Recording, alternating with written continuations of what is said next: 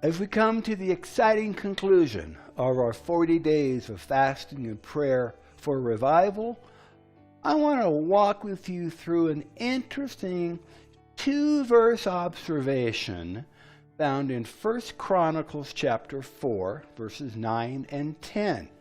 1 Chronicles chapter 4, verses 9 and 10. Open with your Bible and follow with me. 1 Chronicles 4, verses 9 and 10.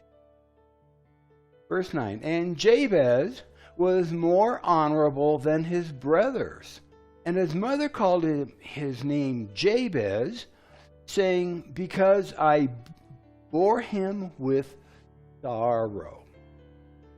And Jabez called upon the God of Israel. This is later on in his life. Jabez called upon the God of Israel, saying, oh, that you would bless me indeed and enlarge my coast, and that your hand might be with me, and that you would keep me from evil, that it may not grieve me. And God granted him that which he had requested. Now, Jabez started out his life with a bad name, literally. The principle that we're referring to here is that name denotes character. Now, this comes from Adam, the original man, because Adam had the task of naming the animals, and he named them based on some characteristics. So, name denotes character. And Jabez grew up with a name that shamed him no matter what he did. So he would have a hard time achieving anything, including having friends and opportunities, because of what his name represented. But God always has the last word. Look at verse 9. Verse 9. Jabez was more honorable than his brothers, in spite of his name and what his name.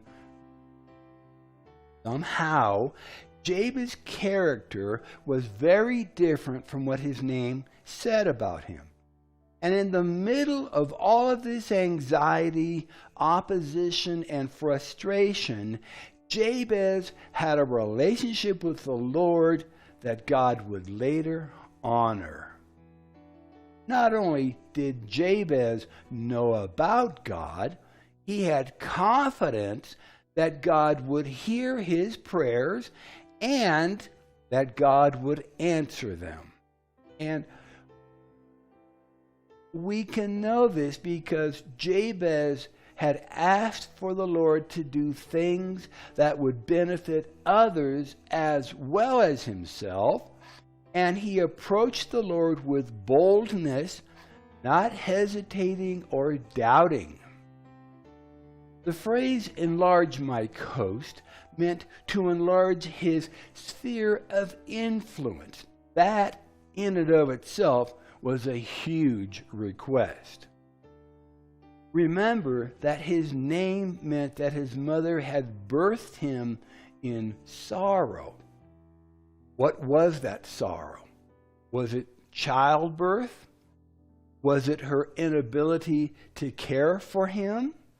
Or was there something more ominous that we can only imagine that caused her to not only give her child a name that would shame him, but would remind her of a tragic event? We don't know. But Jabez was an overcomer. Jabez had a vision for his life. And whatever that vision was, it had not yet been fulfilled, and Jabez was seeking God's help in achieving his destiny. And we know that if we seek the Lord with our entire being, that not only will he be found, but that he will give us the desires of our heart. And this means more than not only the fulfillment of our heart's desires, but that God will place the dreams, the desires, and the ideas that He has created for us inside of our hearts. And then He will fulfill those dreams, desires, and ideas that He created us to achieve. Now listen to the second part of Jabez's request. That you will keep me from evil, and that these things would not grieve me. This request was that Jabez would have things, but that the things would not have him. Let me say that again. His request was that he would have things, but things would not have him. This included his heart, his time, his talents, and his treasuries. Jabez knew God, and God knew Jabez. Look at what others had said to the Lord. In 1 Chronicles 29, verses 11 through 12. 1 Chronicles chapter 29, verses 11 and 12. Thine, O Lord, is the greatness and the power and the glory and the victory and the majesty. For all that is in heaven and on the earth is thine. Thine is the kingdom, O Lord, and thou art exalted as head above all. Both riches and honor come of thee, and thou reignest over all. And in thine hand is power and might. And in thy hand it is to make great and to give strength to all. 1 Chronicles 29, 11 and 12. Proverbs chapter 10, verse 22. Proverbs 10, 22. The blessing of the Lord, it makes rich, and He adds no sorrow to it. The blessing of the Lord, it makes rich. He adds no sorrow. In 1 Kings chapter 3, we read 1 Kings chapter 3, verses 7 through 14. Solomon prayed to the Lord, and he said, I am but a little child. I know not how to go out or how to come in.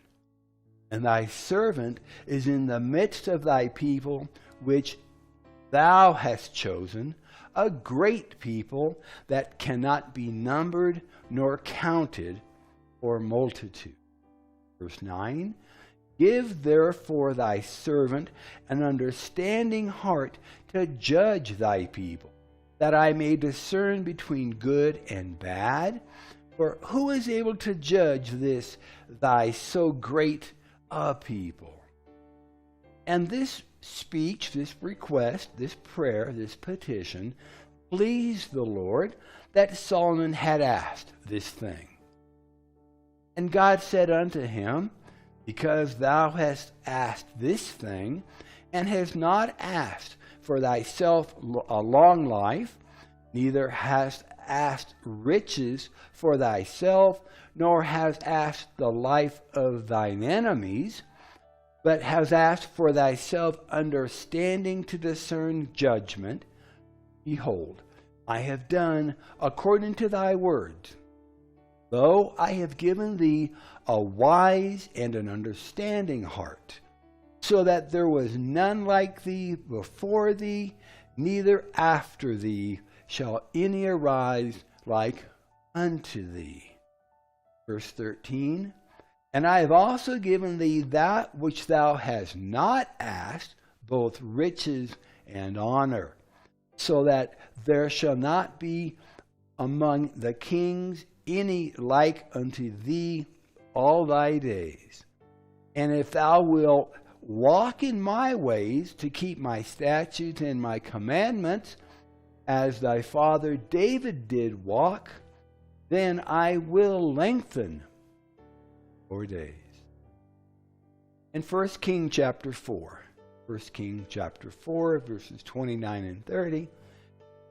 And God gave Solomon wisdom and understanding exceeding much, and largeness of heart, even as the sand that is on the seashore. And Solomon's wisdom excelled the wisdom of all the children of the east country and all the wisdom of Egypt. Jabez was able to approach the Lord with such bold requests because of his humbled heart. And a humbled heart is a part of obedience that comes from fasting and praying. And it pleased the Lord to bless Jabez and to honor his requests, just as for King David and for King Solomon. So if you've been following with us, and if you've joined your faith with ours throughout this revival campaign, you are in a position of favor to ask the Lord whatsoever you want. No matter if you fasted 1 day, 3 days, 14 days, 21 days, or even 40 days. 1 John 5, verses 14 and 15 reminds us, and this is the confidence that we have in him, that if we ask anything according to his will, he hears us. And if we know that he hears us, whatsoever we ask, we know that we have the petitions that we desire of him. Thank you for joining with us. Thank you for praying with us and for praying for us. Thank you to those who have supported us financially as well.